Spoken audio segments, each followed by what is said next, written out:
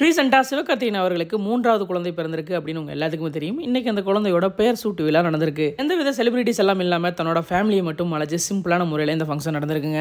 சிவகார்த்திகேயனுக்கு ஆராதனா அப்படிங்கிற பெண் குழந்தையும் குகன் அப்படிங்கிற ஆண் குழந்தையும் இருக்கிறது உங்க எல்லாத்துக்கும் தெரியும். இப்போ 3வதா பிறந்திருக்கிறதும் பாத்தீங்கன்னா ஆண் குழந்தை தான். இந்த குழந்தைக்கு இப்போ என்ன பேர் வச்சிருக்காங்கன்னு கேட்டீங்கன்னா பவன் சிவகார்த்திகேயன் அப்படின்னு ஒரு கியூட்டான பேர் வச்சிருக்காங்க. இந்த ஃபங்க்ஷன் வீடியோவை பாத்தீங்கன்னா கொஞ்ச நேரத்துக்கு முன்னாடி அவரோட சோசியல் மீடியா பேஜ்ல அவர் ரிலீஸ் பண்ணியிருந்தாரு. இப்போ சோசியல் மீடியால இதாங்க மிகப்பெரிய ட்ரெண்ட் ஆயிட்டு வந்துட்டு இருக்கு. சிவகார்த்திகேயன் அவர்கள் ஒரு நல்ல ஆக்டர் அப்படிங்கறத தாண்டி தன்னோட ஃபேமிலிக்கு அதிக இம்பார்ட்டன்ஸ் கொடுக்கிறவர் அப்படிங்கறத எக்கச்சக்கமான இடங்கள்ல நம்ம பார்த்திருக்கோம். அதே மாதிரி சிவகார்த்திகேயனுக்கு 2வது குழந்தை ஆண் குழந்தையா பிறக்கும்போது என்னோட அப்பா திரும்ப வந்துட்டாருன்னு சொல்லிட்டு ரொம்ப சந்தோஷமா சோசியல் மீடியால ட்வீட் பண்ணியிருந்தாரு. நிறைய இன்டர்வியூஸ்லயும் பாத்தீங்கன்னா என்னோட அப்பா தான் குகன் அப்படின்னு சொல்லிட்டு நிறைய விஷயங்களை ஷேர் பண்ணியிருப்பாரு.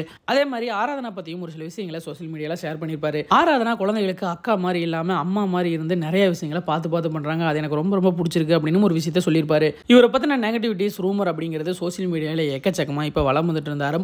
அவர் ஃபேமிலி கூட ரொம்ப சந்தோஷமான ஒரு லைஃப் தாங்க வாழ்ந்துட்டு வந்துட்டு இருக்காரு.